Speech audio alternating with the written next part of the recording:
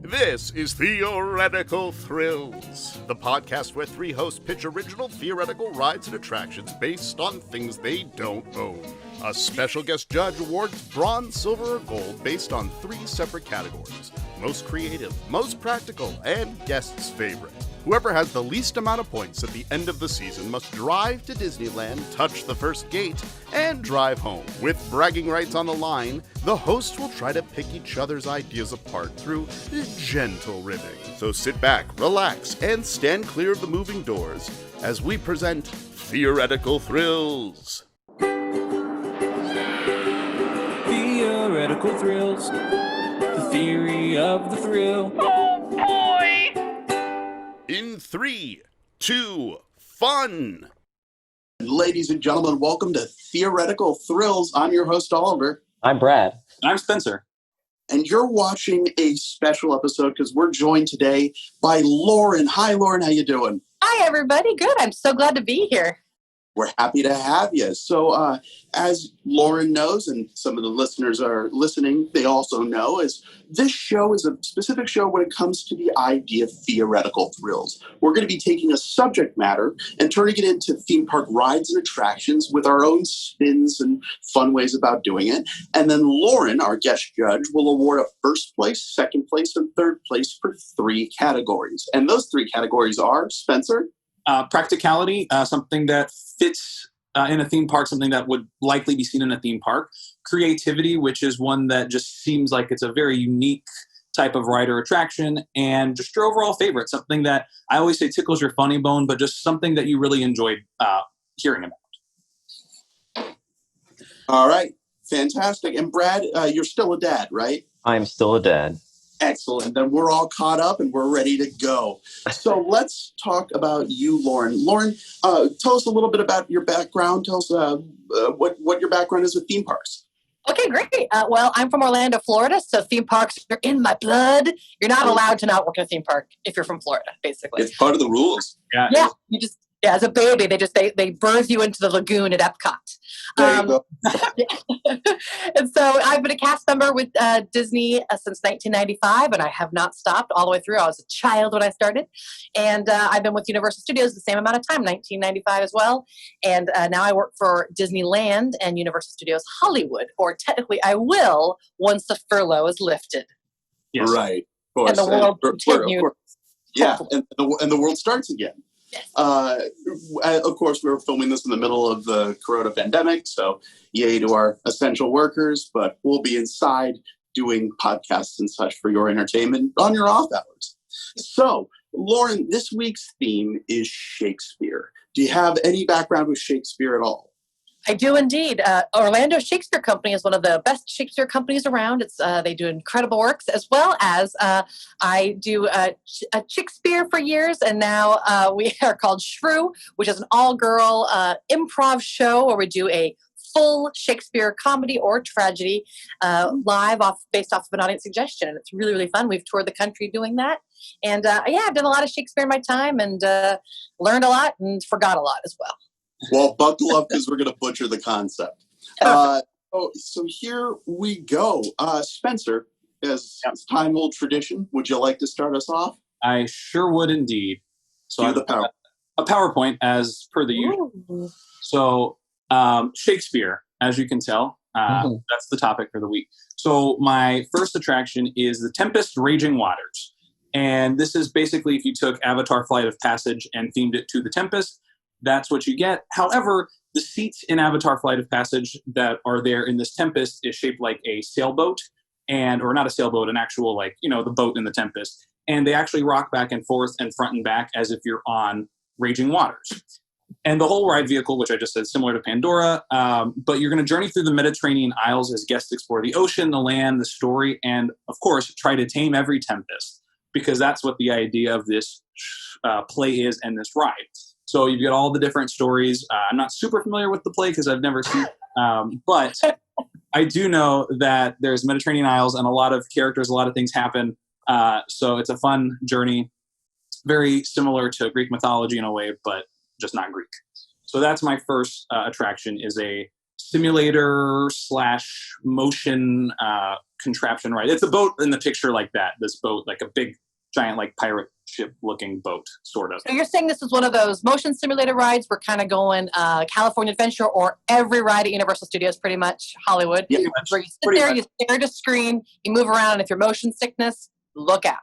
Yep, right. Exactly. Except for, on top of that, it does rock back and forth and front and back based on the waves in this ride. Wow. So you can instead of simulating it on water, you can get motion sick while just being on land. Correct. Right. This is definitely going to be a Dramamine. Look out! Don't ride this ride if you're motion sick. Look, it's an upsell. We sell the Dramamine as you walk into the ride. Now, I do have to tell you, when I first saw the pitch concept, I immediately thought, I'm going to get wet on this ride. It seems like we're not going to get wet at all. So it's funny that you mentioned that, because it actually makes me think of Kung Fu Panda Adventure, which I absolutely love, where you're rocking in this like seat, but you don't actually get wet, but you're immersed in the ocean. So it's more of an immersive screen feel that you feel like you're on the water, even though you're not actually getting wet. Now, I'm going to let you know there is a water park called Raging Waters. You might have some copyright issues. You're going to want to dig into that a little bit deeper. Yeah, okay. Well, we can change the title, but we'll call it Roaring Waters. How about that? The Tempest, Roaring Waters. The waters that rage. So would you ride this ride? What? Would you ride this ride? Absolutely. And I'm one of those people, I need Dramamine before I do a lot of motion simulator rides. I would do this. So when it comes to the Shakespeare rides, it's Dramamine, not Dramamine? Yeah. Dramamine. Yeah, Dramamine. No, I am Dramamine, son of... Yes. Dramamine, actually. Yeah. It's all my bad. I will say it's a fun concept, and I would definitely add some smells, some sea salt air smells, and probably some misting. You're going to want to mist those guests because they're going to expect some water. That's a good point. So that's my first attraction. My next one is a silly one. It's Hamlet Escape His Father's which is Tower of Terror just redesigned as Hamlet, where you have to escape. It's a drop tower theme to the ghost of Hamlet's father in the scenes with Hamlet and Horatio. All you have to do is escape Hamlet's ghost, and you win. I don't know what you win. You just win the ride. So this is Tower of Terror, but rethemed as Hamlet. That's that attraction. Wow. Oh, boy. Okay. The carousel of Play Within a Play, because I realized Shakespeare has a lot of play within a plays within his plays. Pericles, Midsummer, Taming of the Shrew, Hamlet, and Love's Labor Lost, among, I believe, others. But it's a carousel of progress just made to the theme of all these plays within a plays within Hamlet. So you've got one scene of each of these play within a plays, and it rotates as Carousel of Progress does as well. So it's like a mini stage interactive show / ride of sorts, but that's just basically a carousel of play within a play. And finally, Romeo and Juliet, The Balcony, which I think I recognize a familiar face in this picture, which I didn't realize it until like earlier today. But this is the concept of the windows at Universal in New York area, but it starts out with someone who is Romeo who comes out and says, Julia, what light through yonder window breaks? And Juliet comes out of the window and does that scene, but throughout, guests are allowed to interact with Juliet and Romeo, and they're actually improvising in Shakespearean dialect. So everything they say is through Shakespeare's eyes and through Shakespeare and Juliet and Romeo's lenses. But it's a very simple balcony. I also wrote a town crier, but I think it's more relevant to Romeo saying that. But guests can take turns talking to Romeo or Juliet, just like is in the window with Universal. But I thought the balcony scene makes a lot of sense to have that kind of map. So the title of this is what we call pandering.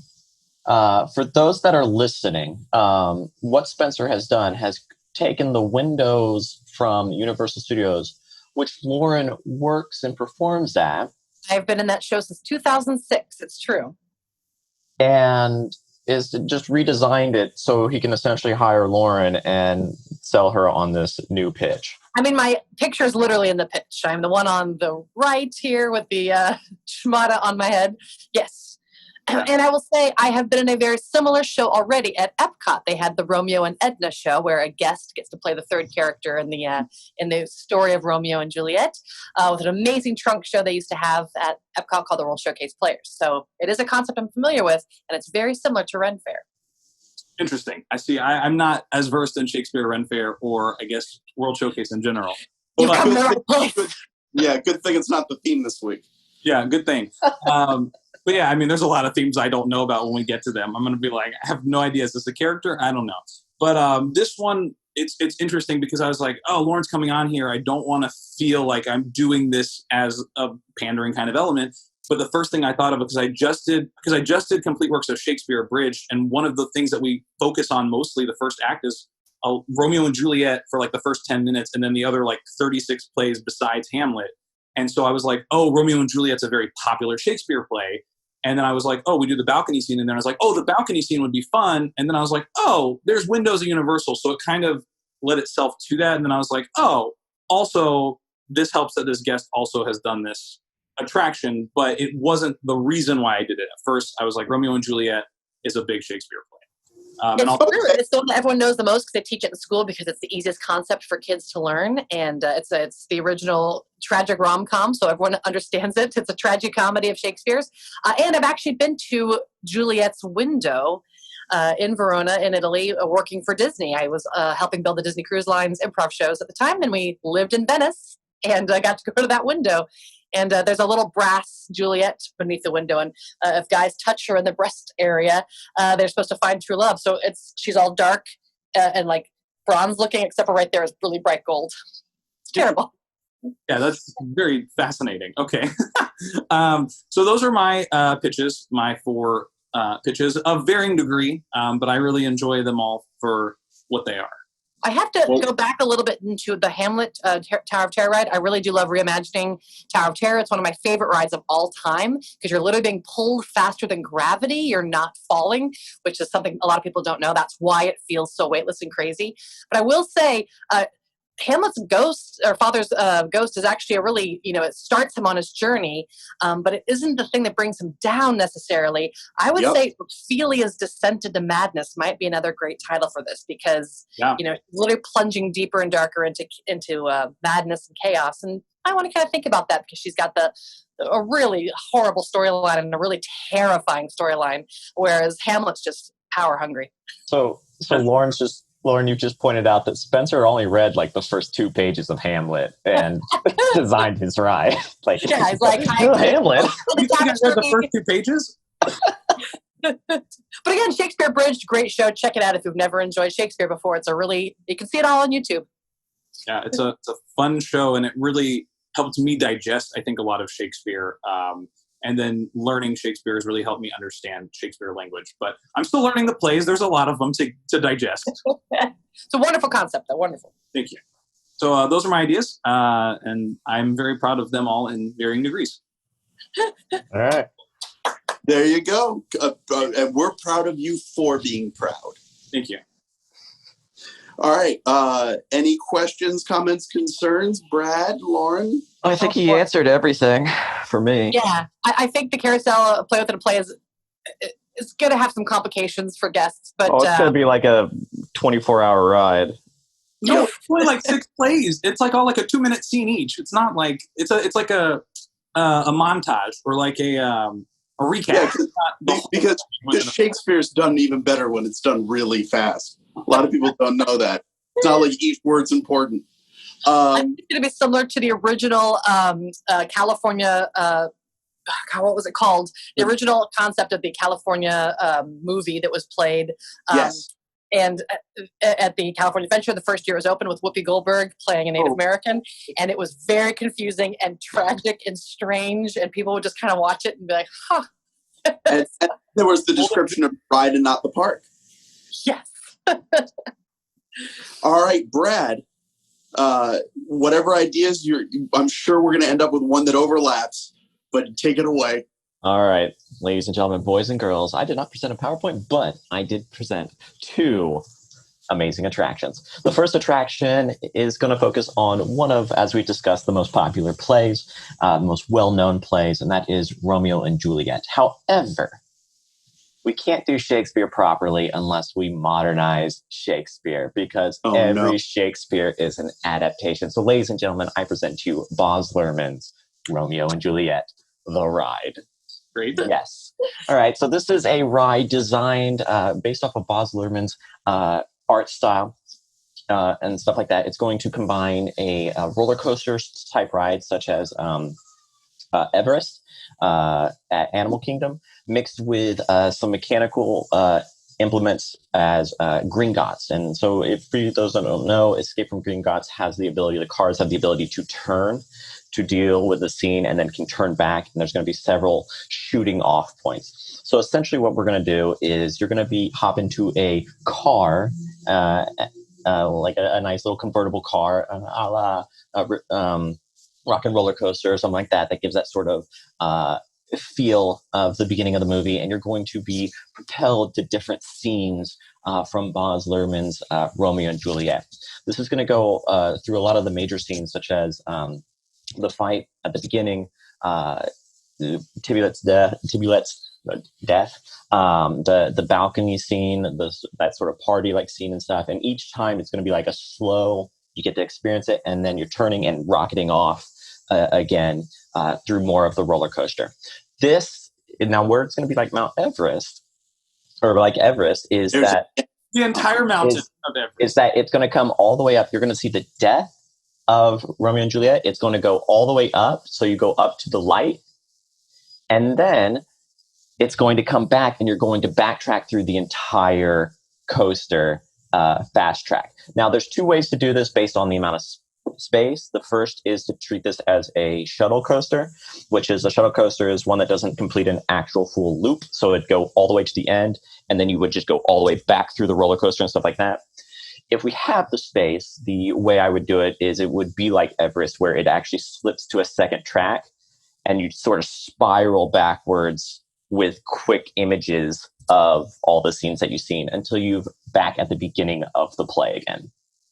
And then, so that's my sort of story. So it's almost like you're seeing Romeo there at the beginning, and then you're speeding through the life to see all this tragedy that happens, and you come back to the beginning. And it's like, oh, that just happened. Like that's what his future is. So that is my roller coaster. I have some notes. I have some questions and notes. All right. Is this now a good time? Yeah. No, please. First of all, you're combining three of my of some standout rides for me.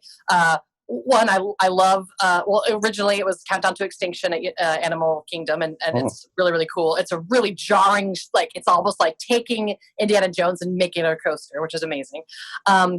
It reminds me of the Rock and Roller Coaster at MGM, or now Disney Studios, which is you are in a car and you're being rocketed through and then backwards through a Hollywood concert. You got to get your concert on time. And then it combines the bad parts of the Pre-Monsters Inc. ride at DCA, which is the Hollywood. Fill my heart. Crazy slow-moving Hollywood ride where you're just kind of in a car facing weird mannequins as you go. Not just a car. You're in a limo that's the size of a car. Superstar limo. Now, it could have been cars. Now, it is not. Well, limos. Yeah. It is not Superstar Limo. This is not a slow, dark ride. This is a roller coaster. This is more based on Gringotts in the style, and that Gringotts does have slow motions where you see things like the coaster being saved or attacked, or like the mine cart, essentially. I like Transformers. You get little moments of scenes and then it bursts again. Yes, that's a lot better comparison as to what it is. So the Transformers or Spider-Man when you have the screens where you're not like you get in the scenes and then it moves off. Especially like pulling backwards and stuff could be really fun. And the cars also, you're combining one of my favorite versions of Romeo and Juliet, which I love, the Baz Luhrmann. I was the proper age to see it when it came out because I'm a 90s kid. And it's very romantic and dark. The cars are on another character in that scene. Basically, they call them their steeds, their horses, but they're these cool convertibles. They're really pretty, and everyone looks really good in them. My question for you is, so like in Hollywood or Superstar Limo and in the Rockstar version of this, and even in Spider-Man, you're playing a reporter. Are we playing a character? Are we playing ourselves observing as an audience? Are we a character within that? I wouldn't say necessarily a character. It's more you're being narrated to. You're being told the story. Are we a party guest? Are we an audience? I'd say you're the audience to what it is. It's a way to experience the play.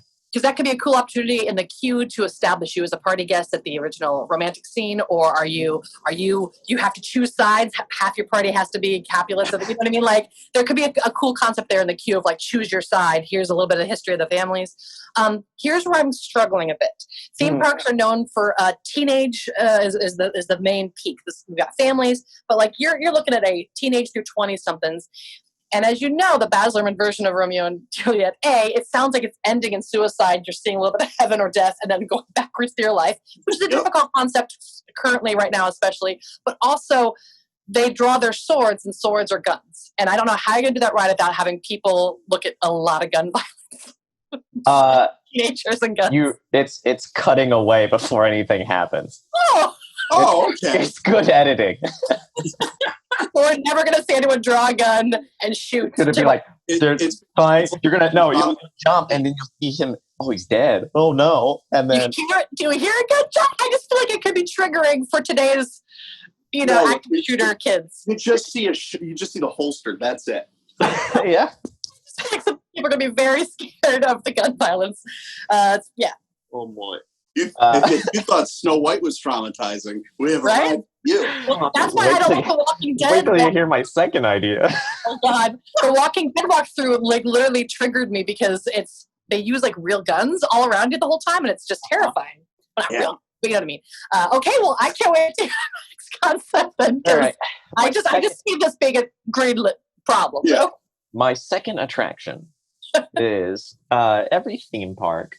One of the great things about theme parks is you need a place that you can just sort of relax and grab some food, and sort of like eat.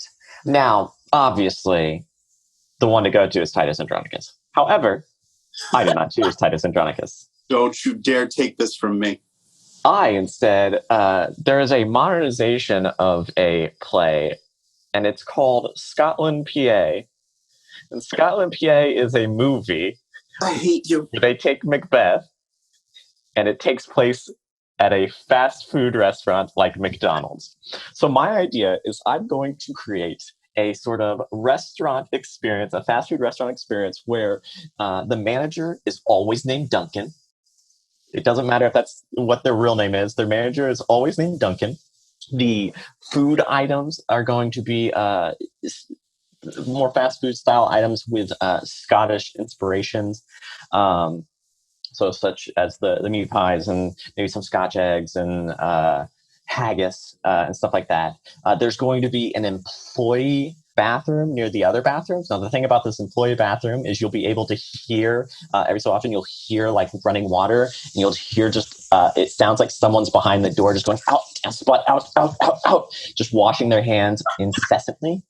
Along one whole wall is going to be a mirror, but this is actually going to be an AR mirror, because what's going to happen is you're going to see Banquo's ghost every so often, occasionally appearing throughout the restaurant. Whenever you look at this mirror, you can kind of see him, and then you turn, he's not there, but it's like brief little flashes and stuff like that. So he's never staying around for long. It's enough to make you like want to look around and go, oh, there's no one there.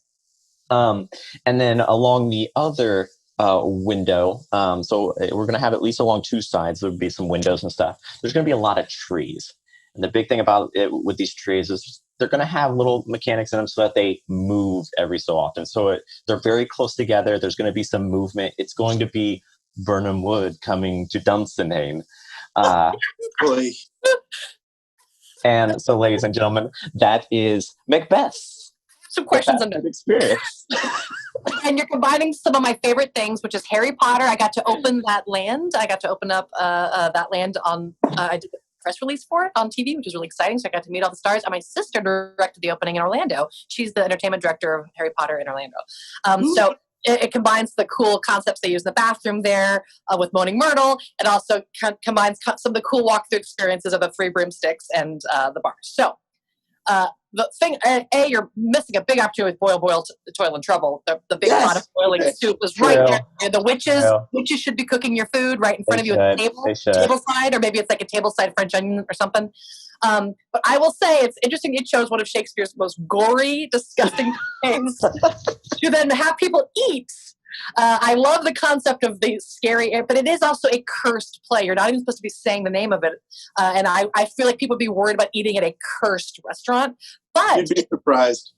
but it's a wonderful opportunity for a haunted maze. It's a wonderful opportunity for a walk through haunted, Walking Dead experience where people know they're going to be grossed out and freaked out and see things, and maybe there could be some themed food on the outside. But it's an interesting concept. But you're combining what I also love is the Primetime Cafe at MGM, which if you've never been to the Primetime Cafe, you're in a 1950s sitcom, and all the characters there or the wait staff is playing like your mother, your little brother who's annoying, your cool teenage sister, and your dad who's like got the pipe like kids. And it's something I did similar at out here at the opening of DCA. I used to work at the Soap Opera Bistro. I don't know if anyone ever went there, but we got to play soap opera characters who came to life around your table in these different little themed pods. So there is something there, but I feel like that's a strange play to choose to make it happen. Oh, it's going to be classic. You mean to tell me that your Titus Andromachus Rid station didn't work out?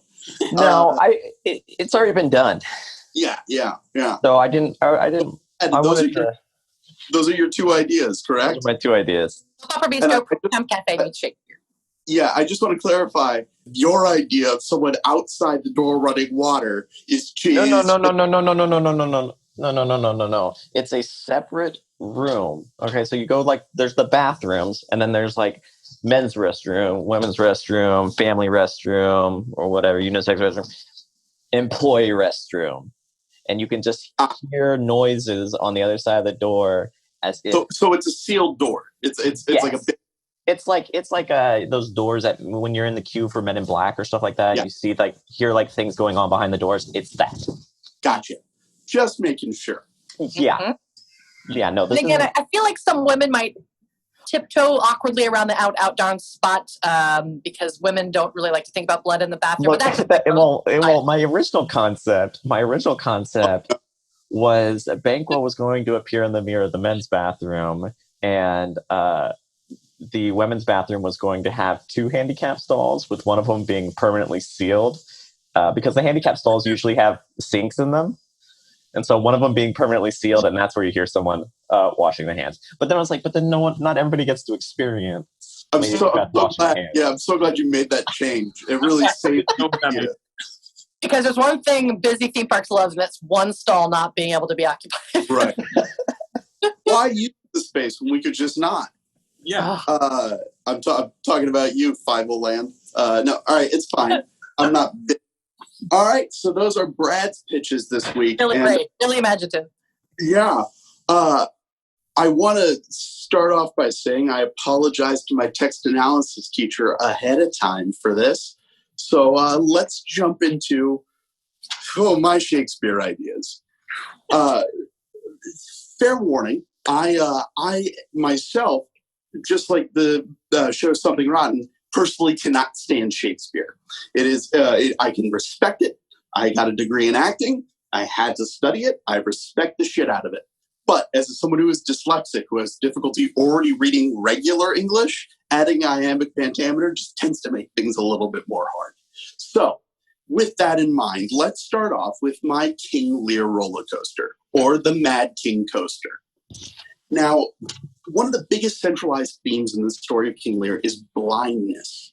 Both two of the characters end up being made blind, as well as the king slowly going blind, his vexations and ideas slowly haunting him and catching up with him. So my idea is smashing together a little bit of the Disney-fied version of Space Mountain, combine it with the idea behind the Incredible Hulk coaster at Islands of Adventure. Basically, using a rapid launch system, your mind will slowly degrade as you go through this twisting and turning dark ride roller coaster.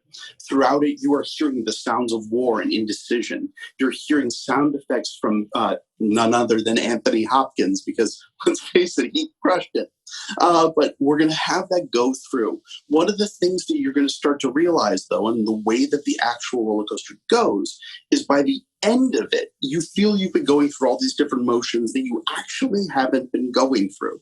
Because right before the ride ends and puts itself back into its docking station, the lights come on to show you that you've only been on a very short track. and the ride cars themselves have been the ones giving you the thrill. So at the end of the day, it's actually all in your mind as to how complicated this ride is. So that is my King Lear roller coaster. I feel like I should let Spencer talk first. Yeah, go ahead, Spencer. I was just wondering what the concept of this like whole the blindness thing. The lights are off. Yeah, I understand. I don't know. As someone with a visual impairment, it almost feels like that's a little much for this. And I would say like the blindness in a sense of like if it's a madness, or like we just don't consider the fact that like if it's right now it says Blind King Coaster, you might have changed the name of it, but not saying the word blind at all in the concept, but just being like this is what it is, and people can. Obviously, if the descent is into blindness, because we all know Shakespeare wasn't the most PC person when he wrote his plays, anyways, and that was hundreds. But just not bringing up the concept of blindness, but just allowing people to invite that on their own curiosity. That's completely fair. And in response, I bring up the idea of Gloucester and Albany both being told that they were going blind. One of them forced to be blind, and the other one that actually embraces what they are. The definition of blindness being used as a tool to actually say what they're seeing, not just what they're turning their eyes to. So what I would say is, in relative terms, the blindness is not a negativity thing in the ride itself. It instead is the core mechanic. Yes, you in the front. Yes. So let me just be clear here. You're creating a motion ride and you don't even want to spend the time to make any sort of visuals. It's literally just the motion car. There's audio. Okay. So you're tiptoeing into two of what I was going to say are my favorite rides, which is Space Mountain and the Hulk, because very little concept needed. It's all sensory, and you feel more scared than you need to, and also the surprise of the takeoff is. It was the first time. It was the first coaster I'd ever been on. I got to go on this the test for it to employees only back when they were just opening Islands of Adventure, and I had never felt anything like that because at that time it was still a really new concept when they opened that. Now we're all kind of used to that, but but the magnetic launch system is something that's not really used as much, and it's more. Okay, Brad, what's up? No, you just said that you get revealed at the end that your ride didn't go anywhere, so there is no magnetic launch system. Oh, no, it's a shorter. There's a track. It's still a roller coaster. It's just not nearly as complicated as it would seem. The Mummy's very short, but it feels like you did a lot because you go through it backwards. So it is still a full roller coaster. Okay. To me, it just sounds like you're just staying in a location. It's moving a little bit. You're like, oh, like no. It's not a boat. Yes, Spencer. I was just going to say, it almost feels like, do you remember Sounds Dangerous with Drew Carey at, yes, I guess MGM at the time? It feels like a ride version of that, where it's just all auditory sensory, which is actually kind of interesting to me because there's not a lot of fully auditory based attractions or rides in general. And as someone with a visual impairment, hearing things is a great way for me to immerse myself in the rides without having to see things or wear 3D glasses that don't really help me at all because I can't see 3D. So I think it's actually a clever concept to do an all auditory based ride where visuals are not the key to the ride. And when you remove the visual aspect, you actually help people with motion sickness. They actually don't get as sick when they're in dark and they can't see the things moving past their eyes. So that's pretty cool. And I would say, definitely focus on what Spencer said, which is remove the word blind at all. And I think the audience, if they're Shakespeare fans, would get the idea themselves. They just know it's a dark and scary thing. Yeah. And you're promising me this was always intended to be a roller coaster, like an actual moving ride, not just a car that sits there. No, this was then not a mid-pitch note change. I'll accept it. And there's reason for it because I wanted to make sure that was the thrill part of this one. Now I want to talk about something that, of course, I'm going to be the one to pitch, but it's going to be a stunt show. And 6 years of rapier and dagger training taught me one thing, and it's that it's super impressive when it's done right. Mm-hmm. So basically what I'd like to do, and this is something that I haven't really seen other than medieval times, there's a few different versions. The Old Globe does a stunt show style exhibition thing, and I believe that the Chicago Shakespeare Theater does something similar as well. However, What I'm looking to do is take the same technology that's used right now during the Bourne stunt show by expanding crowds and fights, by adding the screen behind it and pre-recorded elements, but still actually have live rapier and dagger demonstrations. 3 vignette scenes will be depicted, whether it be the Romeo and Juliet fight for his honor, the Macbeth Act 5 Scene 7 fight that happens there, or the King Lear Edgar and Edmund fight. We'll see versions of all 3 done rapidly with gorgeous music. And on top of all that, it's getting to see the live stunt elements. One of the biggest things that I want to incorporate with this is using flint steel.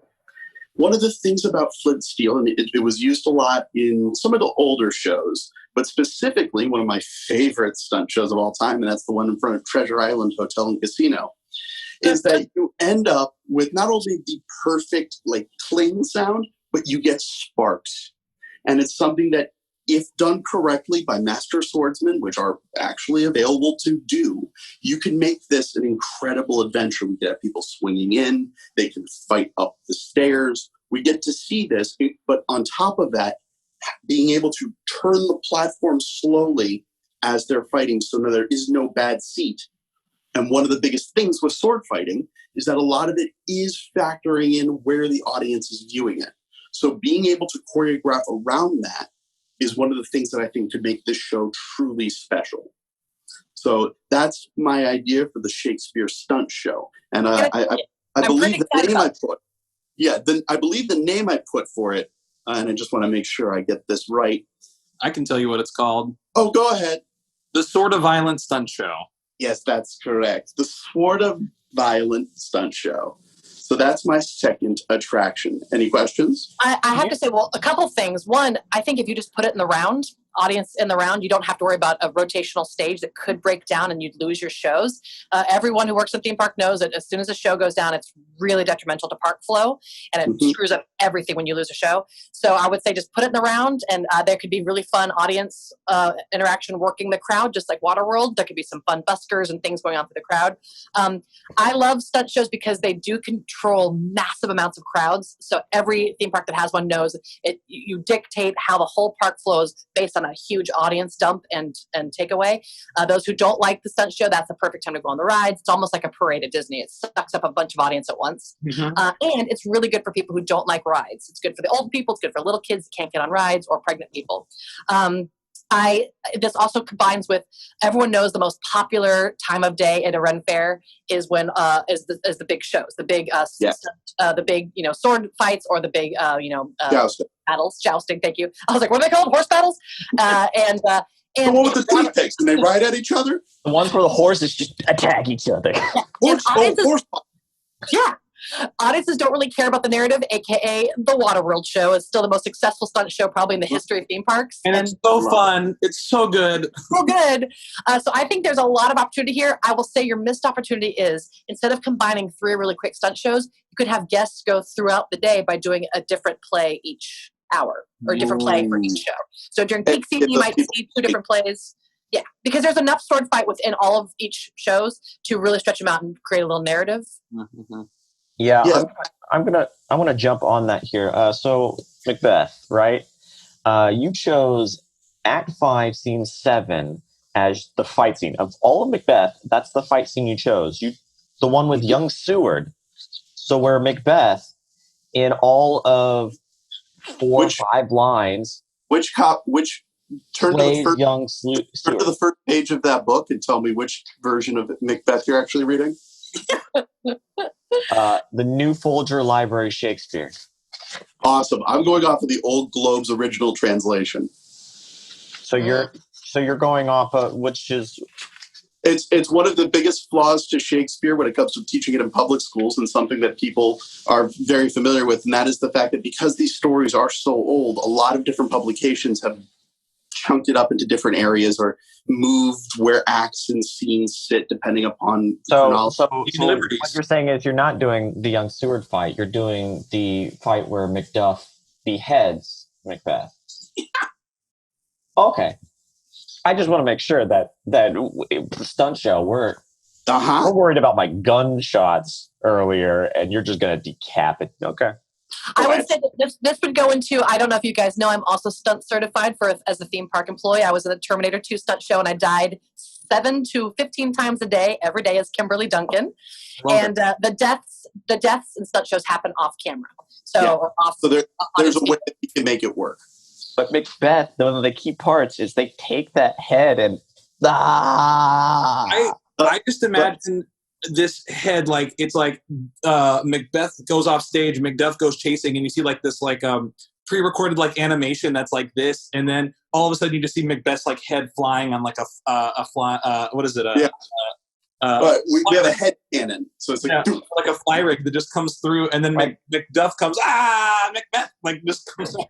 It could be like the ping pong ball in Waterworld. It shoots into the audience. Yeah. like my high school production of Macbeth. Yes. All right. Tag, but yeah. So that's my stunt show. We got 2 things to go. We're now going to move on to something that, to be honest, I wasn't quite sure about in the way that I could roll it out, but I think I have it figured out. One of the most famous speeches from Shakespeare, and one that I've been told actively not to do in auditions, is the to be or not to be speech. One of the factors of that speech is it's him he's deciding whether or not to kill himself. Should he fight for what he believes in, or would it be easier just to end it? Well, in this choose your own adventure style run, you can choose to be or not to be. Oh boy. If you want to suffer the slings and arrows of outrageous fortune, or to die against the sea of troubles and by opposing end them, is up to you. You see, this ride has an interesting style ride car. Basically, the way it would work is the ride cars themselves would have a panel in front of you. Oh. The panel itself would have a left arrow and a right arrow, and above them, translations of what he's debating. These vignettes would be proposing to the writers the question of, would you rather go this way or that way? Sewing your way through the monologue and through the story of the Macbeth, making choices as you go along. Now, should you choose the easy way out or choose one that's not the greatest, we can end up having the writer go to black, push out to the side to the left, and offboard it immediately. The ride can just end, should you choose to not be. Okay. Yes. So a couple things. First off, you said you're going to go through the story of Macbeth, which is weird considering it's the Hamlet monologue.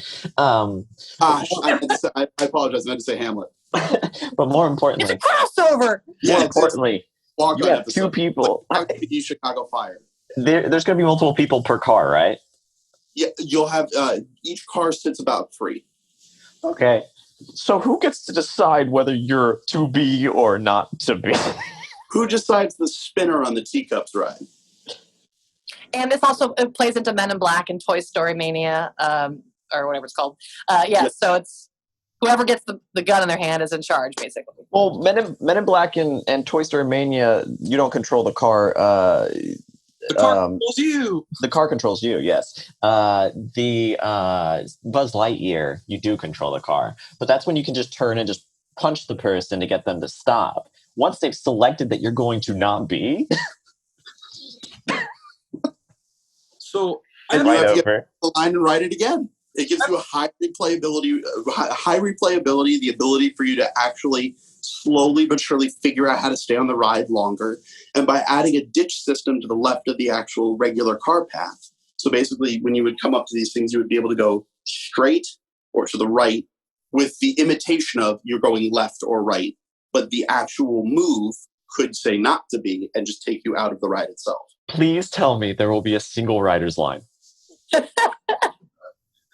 I hope so. I would just be going through the single rider's line and just immediately like, all right, we're off. But in my the whole thing's made to look like Kenneth Branagh's big throne room with the checkerboard floor and that sort of look to it. So yeah, I guess so. Yes, you had the front answer. I have a question and a thought. So my question is this a dark ride? What kind of ride is this? Oh, it's dark. It's as dark of a ride as you can go. Dark ride, got it. My thought is this actually almost feels like if you were to play it and create it in like a mission space kind of realm where there's a green mission and an orange mission where people can select going in, do you want to be or not to be? And maybe to be is more of a lighter, gentler ride, and the orange or the not to be is a more dark and brooding like ride. Dueling Dragons as well. Dueling Dragons, you can choose the blue or the red dragon. With the Dragon Challenge, which is now not there anymore either, and it's now something else. Yeah. So going off of Spencer's idea, you could do the to be, like, so you go and you're going to get to go to like a throne ride or something like that, and not to be could be like design like the suicide booth off of Futurama. Yeah. I mean, if we're really going to hit the points here of to being or not to be, it's just a door with a spear top. I think Existential Dread is a tough place to put audience and guests. And I know guests are terrible with equipment. They are going to break that stuff so quickly, and the ride's going to go down a lot. Or they might be in a long line, and one of their parties chooses not to be, and then they're like, seriously, we just waited forever. We had a fast pass and still waited, and now we're done? Really? Yep. Yep. Tie it into if you wanted to keep it more like as a like mapping or like as a metaphor as opposed to like it being suicide. It's like, carousels, you can choose to like go on one that moves or one that just kind of sits there, that maybe you make it more friendly, like family friendly, where it's like you have the option of like one side is to be, you're having all these like laser blasters, and then the not to be is you're just going through a general dark ride with the same kind of concept, but there's not the interactivity as much. So that's another where it's like more of like a metaphor than it is actually like, should I kill myself or not? While these are all great solutions to it, when you go to judge Lauren, feel free to judge it off the idea of a ride that spits you immediately out or lets you keep playing. Based off the original concept. Yeah, based off the original concept. All judging's off the originals. And the reason I bring this up again is because of my final pitch. My final pitch is something that's near and dear to my heart. As a proud Jew, there are only a few characters I could play in the Shakespeare universe, which is why my food spot is called Shylock's Deli. Now, Shylock's Deli, with its signature sandwich of the pound of flesh, has a fantastic veritable options of menus. This is set to look like a Batu-style bazaar set in Venice, but actual stalls will be consumed by different characters from the Shakespeare lexicon. So you'll have Friar Lawrence's Fries. You'll have the Witch's Brew. You'll be able to go and shop at these various things. But the center of this is a New York-style delicatessen in the middle of a Venetian-style setting. Now you can get pastrami this high. It's the idea of taking the fun that you could do with these terrible things and putting it into a place where you can sit down and have a good meal amongst different people. So those are it's literally that fucking simple. So that's it. Those are my... Yeah, the Merchant of Venice is a troublesome play for some very offensive reasons. It's a reason why it's now a slur instead of the name of a character. But back then, it was a character name. There are a lot of things coming up with ideas. I was like, I want to avoid this play. I want to avoid this play. I want to avoid this scene. I was like, that's why I didn't make my ride. But wait, there's more. I was going through, I just Googled, I was like, okay, what are all the modern takes of Shakespeare? And of course, the ones that I already knew and seen, like Titus, they're ones that I didn't feel were quite as good for it. Was leaning heavily towards She's the Man, but yep. Amanda Bynes' career has. But I'm just going off of Al Pacino in the deli. That's my goal here. So I like the concept of there has to be a bazaar in this theme park. If this is a Shakespeare theme park, I love the idea that there is a bazaar. Calling it the Merchant of Venice might be great. The Shylock's Deli thing it's going to upset people. Again, it's going to be tricky. We try. But I like the idea of a concept of like bringing in some delicious like New York deli food into this world, and having a bazaar I think is really important because that's a beloved, like in Shrew and in Shakespeare we always had the bazaar because it's the place where characters can run into each other, and it's a pivotal part of the narrative of Shakespeare's plays, having that place where everyone can possibly meet or disguise themselves. We need that location for our park for sure. And I think this is probably where our Macbeth themed restaurant would wind up. It's in this area. Mm-hmm. And I see lots of pewter, looking beer mugs and giant things with turkey legs and exactly. And getting to play around with that because it also helps with the immersion and gives you something to do in between the rides. For instance, if you just got kicked out of a ride for making the wrong Well, there's also like options for photo ops there too, because I'm even thinking if you want to go back to the Macbeth thing, like the witches, like there's like capes and hats, and you can like do the little cauldron bubble kind of thing, or sword fighting, but it's like not swords, it's like foam things, and it has to be your family only. Like you can't work with strangers or whatever. Well, so the funny thing about that is I've specifically heard tale of there was a meeting right before the Star Wars experience came out, specifically the Batu build your lightsaber experience. And the meeting was just specifically to say, is this a good idea to give them weapons before they walk through our park? And the idea being that if a cast member sees it, they ask you to put it back in the bag and you can take it out once you leave the park. But the idea is that it's mostly for photo ops, but no one listens. You're going to be walking around with a lightsaber. It's the reason why they got rid of the guns from the Aladdin marketplace. So it's oh no, that was the thing. They sold it with when the Indiana Jones ride first came out. One of the items you could buy was a rifle that looked like the Tom Sawyer's Island rifle. Yeah, and this also is, as you tiptoed into also, Spencer, it's a really great opportunity for the streetmosphere element, because every great theme park knows that you have to have live entertainment for when stuff goes wrong and for the guests that don't like rides.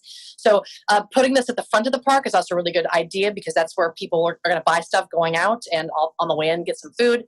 And so much like DCA, Disney's California Adventure, and MGM Studios, or now Disney Studios, it's where you put all of your entertainment. There could be music there, and that's where you're going to have your fun dress-up characters where guests get to interact and be a part of the play throughout the park. So it's a good concept. I like the idea of the bazaar, but again, Shylock's.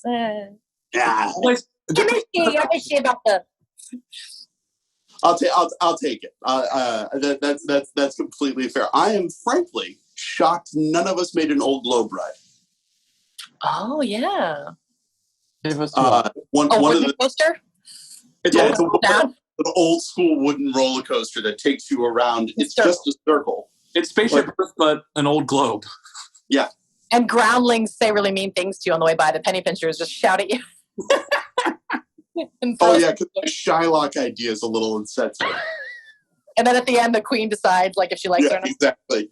And then she chooses no, and then he gets spit out of the ride. And you're like, why did I come back to this park? You love people being spit out of rides. I love it. I I like people not the first time to be completely ended. I want it not to be just spit out of the ride. I want you to be exited out of the park. Yeah. Oh yeah. It says we go full Barnum with it. So instead of saying to the exit, we'll say to the egress, and people will think it's an attraction, and it just closes behind you. It's a one-way door. I feel like I want to see a Crossfire version of this. Okay, I pitch one ride based off of Crossfire, and I can't lay it down. It was just so, Lauren, you got your rides, you got your choices. Hard. I know you got a difficult task ahead of you.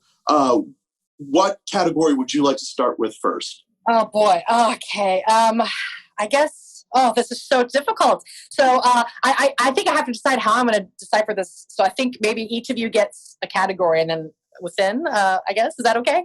Sure. I guess we'll start with creativity. We'll just go right down the list. Okay. Oof, boy, this is tough. Everyone, tough. So for creativity, I think I'm going to. Oh, this is tough. Who takes the bronze?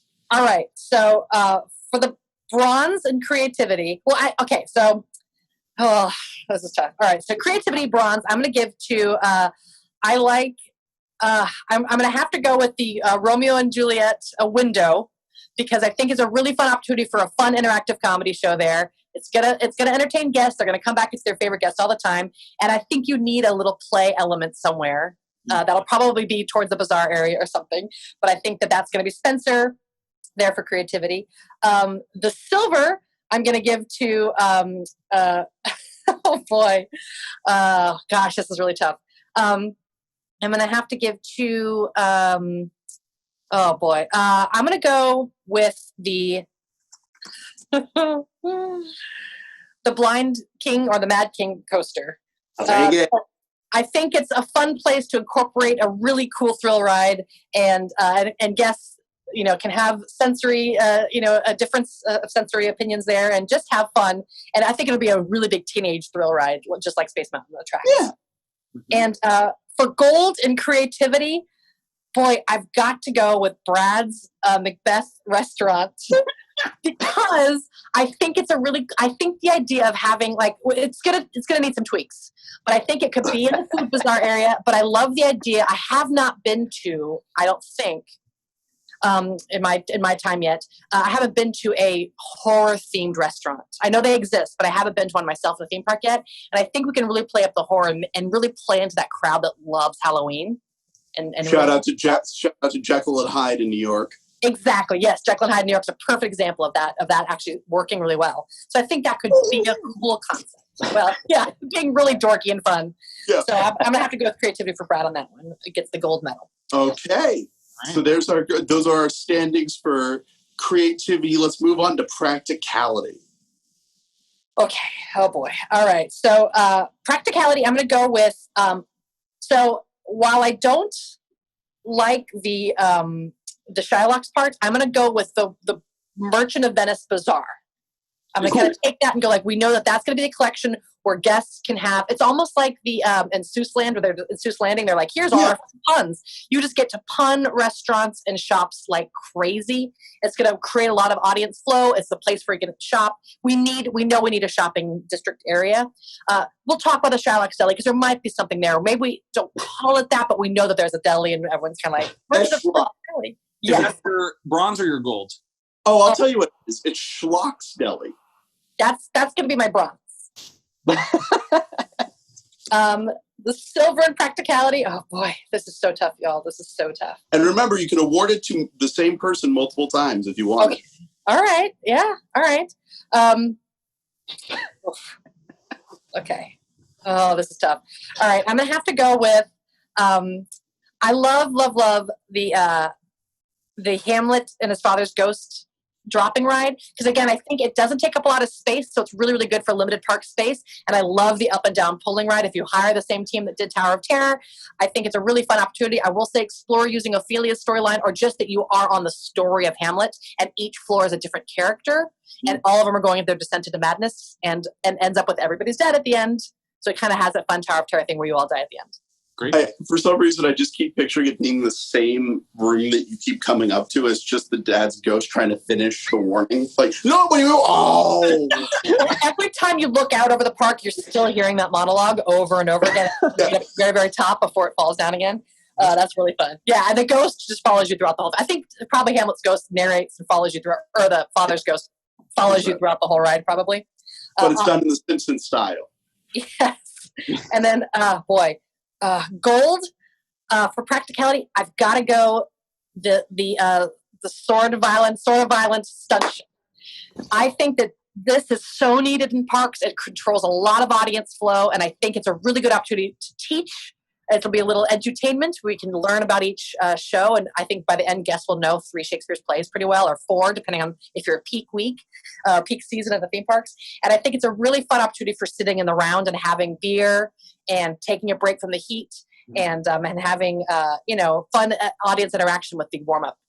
I think taking Waterworld, making it in the round, and making it a Shakespeare show. And I would say you could probably even have a show where there's a pool exposed and you throw in some Tempest.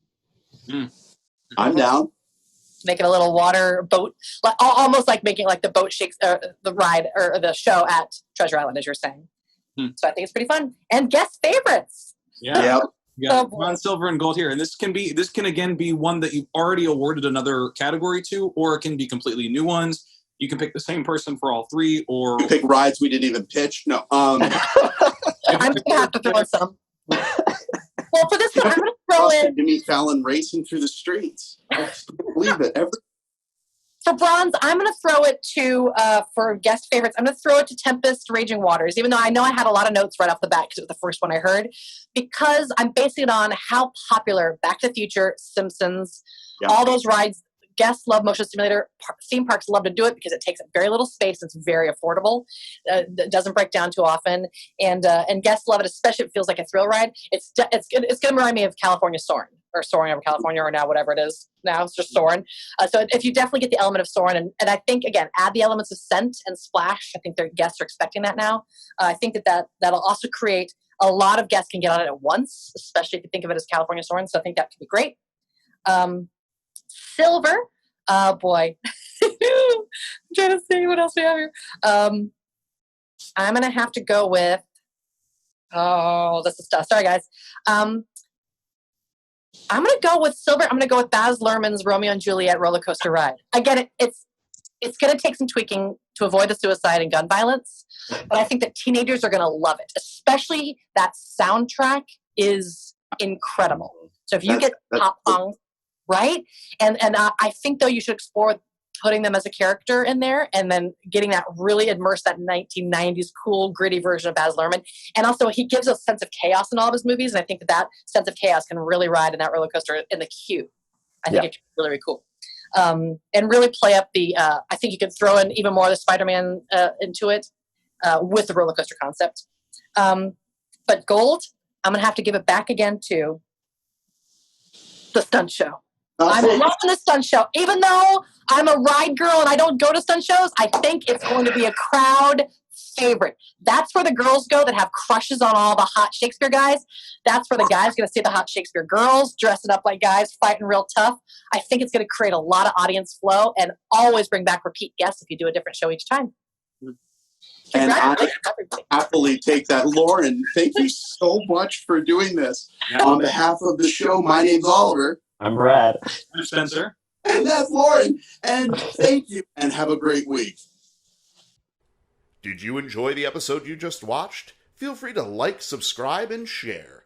And if you have an interpretation of an idea based on the theme of the week, feel free to tag us on social media with hashtag Theoretical Thrills, and we may feature your ride and attraction on the show. Theoretical Thrills, the theory of the thrill.